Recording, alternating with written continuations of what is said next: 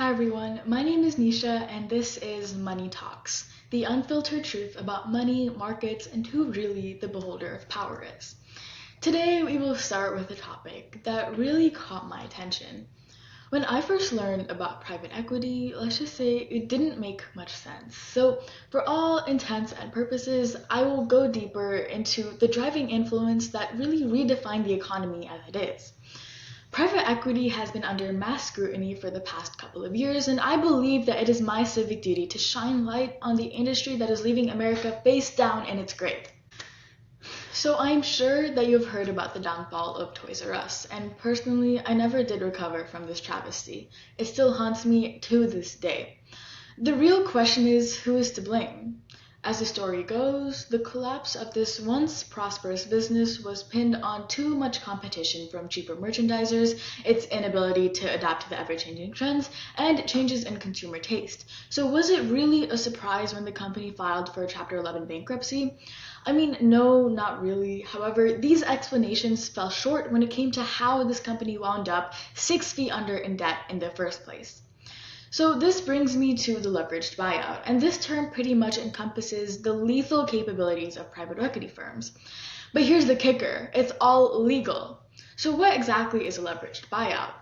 But wait, I don't think I ever touched on what the private equity is and what its capabilities are. So before I go into leveraged buyouts, and trust me, it isn't as hard to understand as it seems, let me gloss over what we're dealing with here.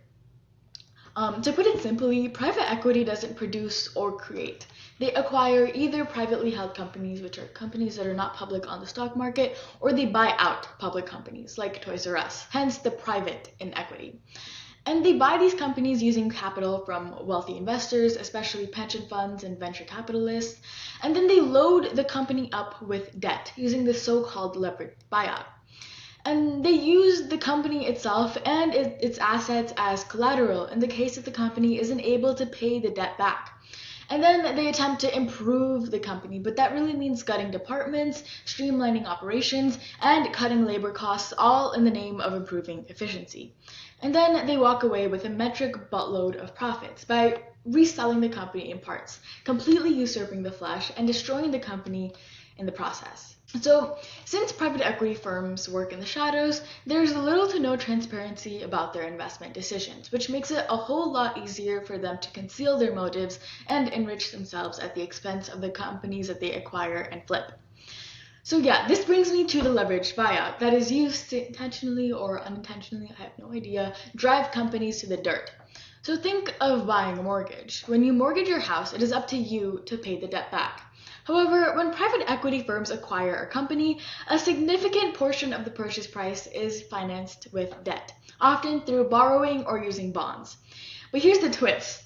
The company being bought is the one that is saddled with all of that debt, and it is up to the company itself to pay all that debt back, not the private equity firms behind this maneuver. It's kind of like buying a house and making the house pay back the mortgage that you placed on it. However, using leverage is a very risky game. If the term leverage seems unfamiliar to you, just think of debt. Leverage is used to amplify the returns from an investment. For example, let's say you borrow some money to invest into a company that you think will perform well in the future. And let's say that the company goes from $20 per share to $30. You pocket the $10 difference, even though it wasn't yours to begin with.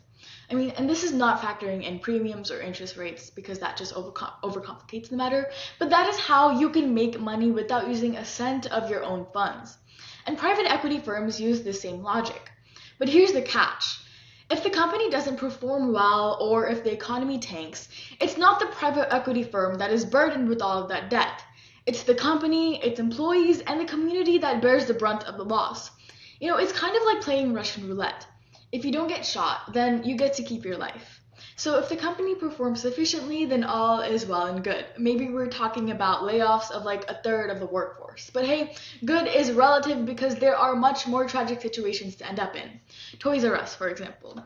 However, if you do end up getting a bullet lodged in your head, let's just say the chances of survival are pretty slim. And in that same respect, if the company can't pay its debt back, well, they get buried 6 feet under and it's pretty much over for them. So I want to circle back to the downfall of Toys R Us, which I have mentioned numerous times before. This whole debacle started in 2005 when a group led by KKR, an infamous private equity barbarian, bought the company for $7.5 billion, with only a small portion of the funds being their own. The rest was financed with debt, and this was a textbook definition of a leveraged buyout. But through this buyout, it put Toys R Us in major crippling debt. At this point, it was the beginning of the end. So Toys R Us had been paying roughly $400 million per year since the buyout to service this debt. Money that could have been used to finance their internal operations like making profits and improving efficiency, not to mention innovations that could have kept the business afloat. At this point, the hefty losses the company was facing resulted in an accumulated deficit, which just means that the company's total losses exceeded the total profit. At this point, there was little to no chance of reviving this once lucrative business. And I don't want to pin the tragedy on solely private equity because there were other factors that also contributed to the downfall, but private equity was a huge culprit, and I'm tired of people not acknowledging the impact that private equity firms have on the very backbone of this economy and the companies that comprise it. So you may be wondering, how the hell did such an unethical industry come to practice, and why is it not only legal but admired? So enter Ronald Reagan, one of the most exalted presidents to ever rule on American soil. So one of Reagan's most infamous policies during his reign was not only systematic government deregulation, but also a few other questionable policies. Now, I don't want to get into politics on my podcast, so I will leave out the vindictive retorts, but to keep it concise, Reagan's policies had a lasting impact on society and public discourse long after him leaving the office. So like I said before, Reagan's administration starkly reduced the amount of government oversight on the finance industry and the big firms that comprise it, giving them an exorbitant amount of leeway to invent these morally ambiguous practices, like the leveraged buyout. So Reagan commonly villainized the big bad thing that he called the government. So he enacted several market-based reform policies, most famously the Economic Recovery and Tax Act of 1981. This severely lowered the capital gains tax. And capital gains tax is essentially a 20% tax on profits made from selling securities, like stocks. And the carried interest tax loophole applies the capital gains tax on profits made from private equity. So instead of paying the full income tax, which is up to 37%, which is the top marginal limit, private equity firms only had to pay 20%. Also, more importantly, interest on debt became tax deductible. So it gave these private equity firms an incentive to fund large acquisitions with mostly debt because it was favorable to them rather than finance large acquisitions with their own funds.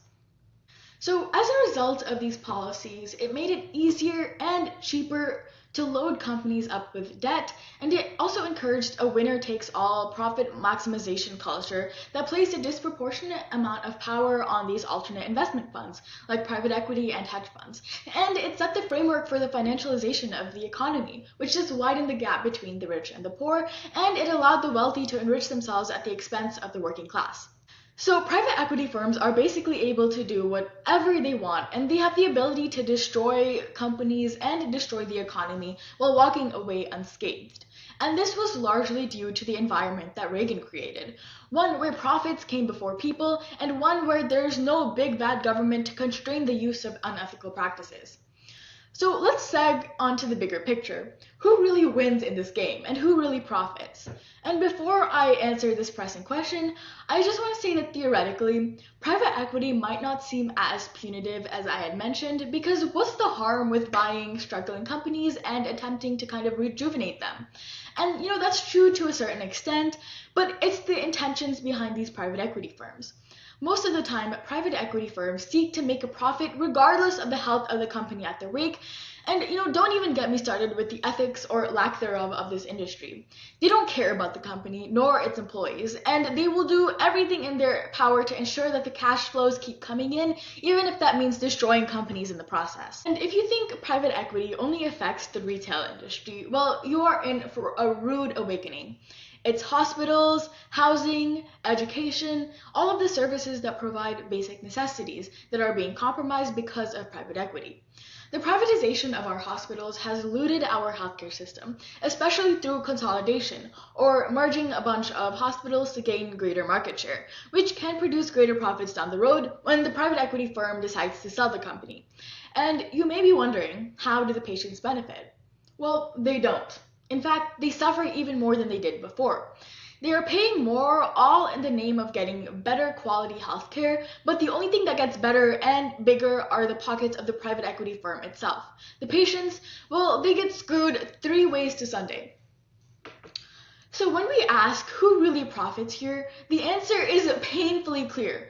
Not the workers, not the citizens, not the poor kids who wanted to buy a toy on a random Tuesday, but the ones lurking in the shadows, the ones who destroy the economy, hollow out companies, leave America insolvent, and then somehow walk away with no consequences and even richer than before. And I don't want to throw the baby out with the bathwater because there have been times where flipping a company has turned out to be successful when it came to greater returns, growth, and innovation. But those are just exceptions because at the end of the day, this isn't just an economic issue, it's a moral one, and it's up to us to push back. So thanks for tuning in on Money Talks, and next episode we will talk about the 2008 mortgage lending crisis. So stay tuned. Thank you.